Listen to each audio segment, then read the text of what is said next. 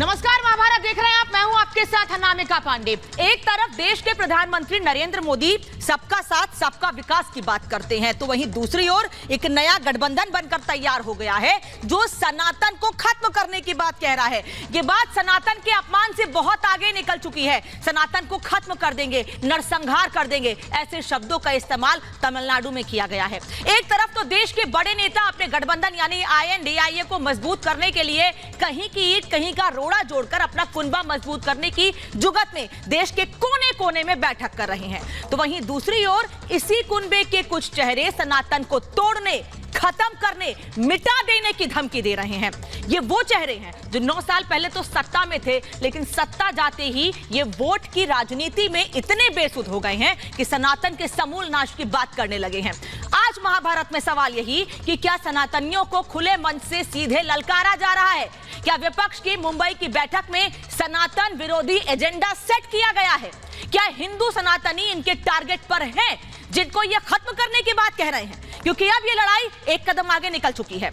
उसके बाद भी INDIA गठबंधन के नेता सनातन के अपमान पर चुप्पी साधे हुए हैं। सनातन के अपमान का कोई भी नेता खंडन नहीं कर रहा है, बल्कि मिलता जुलता बयान उदयनिधि के बाद कांग्रेस अध्यक्ष के बेटे प्रियंक खड़गे ने भी दे दिया है।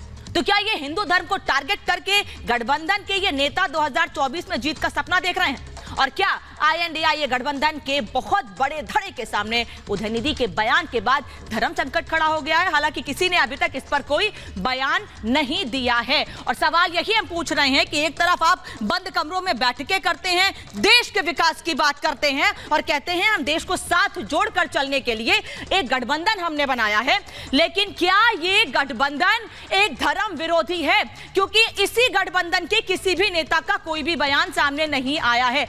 क्या कहा था उदयनिधि ने, जल्दी से आपको यह बता देते हैं। सनातन का अपमान है और इस पर सियासी घमासान मचा हुआ है। डेंगू मलेरिया कोरोना की तरह है सनातन, वो कह रहे हैं सनातन धर्म को खत्म ही कर देना चाहिए, विरोध नहीं खत्म कर देना चाहिए। सनातन सामाजिक न्याय समानता के खिलाफ है, उदयनिधि कह रहे हैं, और विरोध की जगह खत्म ही कर देना चाहिए। उदयनिधि ने यह बात कही। वो ये भी कह रहे हैं कि मैं अपनी बात पर कायम हूं और ये कह रहे हैं कि मैंने किसी के नरसंहार की बात नहीं की थी। अब इन सब के बीच सवाल यह उठ रहा है कि क्या सोनिया गांधी, राहुल गांधी या दूसरे नेता इस पर कोई बयान देंगे? क्योंकि अभी तक इस पर कोई भी बात नहीं कही गई है और पूरा देश नजर लगाए हुए है कि आप एकजुट होने की बात कहते हैं, मोहब्बत की दुकान की बात करते हैं, ये नफरत कैसे फैला रहे हैं? क्योंकि अब बीजेपी के नेता कह रहे हैं ये नफरत के बीज बोए जा रहे हैं। सनातन के अपमान पर प्रतिक्रियाएं क्या है ये आपको बता देते हैं। 24 घंटे बीत गए हैं, लेकिन INDIA का कोई भी निंदा प्रस्ताव अभी तक सामने नहीं आया है। इसी तरह से बैठकें होती, एक दूसरे का चेहरा देखा जाता है, लेकिन उस चेहरे के अंदर मन में क्या है नहीं पता क्या, या पता है जानबूझ के टारगेट किया जा रहा है। उदयनिधि तमिलनाडु के CM स्टालिन के बेटे हैं जिनके बयान पर घमासान मचा हुआ है। स्टालिन की DMK INDIA का प्रमुख दल है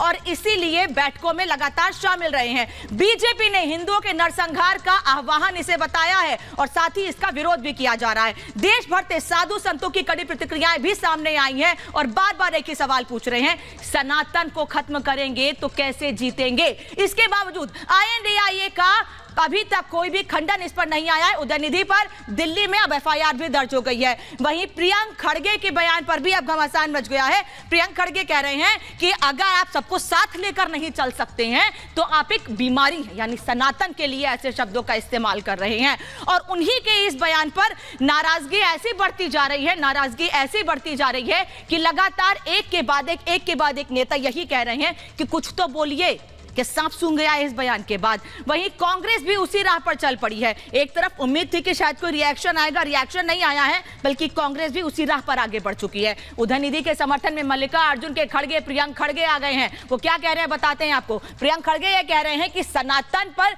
जहरीला ज्ञान देते हुए कि ये एक बीमारी है, जो धर्म समान हक की बात ना करे वो एक बीमारी की तरह है। प्रियंक खड़गे ये कह रहे हैं मानव की गरिमा सुनिश्चित नहीं करता वो धर्म नहीं है, यानी सीधे सीधे हिंदू धर्म, सनातन धर्म पर टारगेट कर रहे हैं। लेकिन उसके बाद भी तमाम नेता चुप्पी साधे हुए हैं। एक तरफ राम मंदिर को लेकर बैठक होने वाली है कल। प्रधानमंत्री नरेंद्र मोदी और योगी आदित्यनाथ उत्तर प्रदेश के मुख्यमंत्री राम मंदिर निर्माण पर बातचीत करने के लिए बैठक करने वाले हैं। वहीं दूसरी ओर INDIA गठबंधन में क्या खिचड़ी पक रही है, धर्म विरोधी ये हमने आपको बताया। अब किस तरह से रिएक्शंस लगातार सामने आ रहे हैं, बाबा बागेश्वर ने भी स्टालिन और प्रियंक खड़गे के बयान का खंडन करते हुए दो टूक कहा है। सुनिए क्या कहा उन्होंने। अगर ऐसा भारत में रहने वाले किसी भारतीय ने कहा, ये भारत में रहने वाले समस्त सनातनियों के दिल पर उन्होंने चोट पहुंचाई है। ये राम का देश है, राम के देश में सनातन जब तक इस भूमि पर जल रहेगा, सूर्य रहेगा, तब तक सनातन रहेगा। तो बाबा बागेश्वर कह रहे हैं कि ऐसे लोगों का ही विरोध कर देना चाहिए जो सनातन विरोधी बातें करते हैं। ये सिर्फ और सिर्फ वोट बैंक की राजनीति है और इसे देश बर्दाश्त नहीं करेगा, किसी भी धर्म का व्यक्ति इसे बर्दाश्त नहीं करेगा। अब आम लोग क्या कह रहे हैं, क्योंकि अब जनता में भी गुस्सा है स्टालिन और प्रियंक खड़गे के इस बयान पर। हालांकि ये पहली बार नहीं है कांग्रेस के नेता या जो नया गठबंधन बना है उनकी ओर से ऐसा कोई बयान सामने आया हो। जनता क्या कह रही है, सुनते हैं। 6 पीढ़ी हमारे देश में मुगल ने राज किया, तब भी हमारा सनातन को खत्म नहीं कर पाया। 100 साल करीब अंग्रेज भी राज किया हमारे देश के अंदर, हमारा संस्कृति, हमारा सभ्यता कुछ चीज़ को खत्म नहीं कर पाया। ये 2-4 चिंटू आकर के हमारा सभ्यता, हमारा संस्कृति को कभी खत्म नहीं कर सकता है। तो ये तो स्टालिन वगैरह, ये तो वैसे ही कम्युनिस्ट लोग हैं। ये इनकी तो पहले से ही काफ़ी वो है कि साजिश की एक तरीके से सनातन के खिलाफ। ये खत्म खुद हो जाएंगे। सनातन को गाली दे रहे। सनातन कोई आज का नया धर्म नहीं है, बहुत पुराना धर्म है और वैदिक काल से चल रहा है। देश के डेवलपमेंट को लेकर के तो ऐसा कुछ उनका मिशन है नहीं, कोई मुद्दा है नहीं, तो बस वो वहीं पे स्ट्राइक कर रहे हैं, उसी को हिट कर रहे हैं, केवल धर्म विशेष को लेकर के, सनातन धर्म को लेकर के। जिस धरती पर पैदा हुए, जिस थाली में खा रहे हैं, उसी के ऊपर टारगेट बुराई करना, ये कितनी बड़ी अक्लमंदी है वो आप जान सकते हैं। कई बार बड़े बड़े आक्रांता आए, वो सनातन धर्म को मिटाने की होड़ में खुद मिट के चले गए हैं।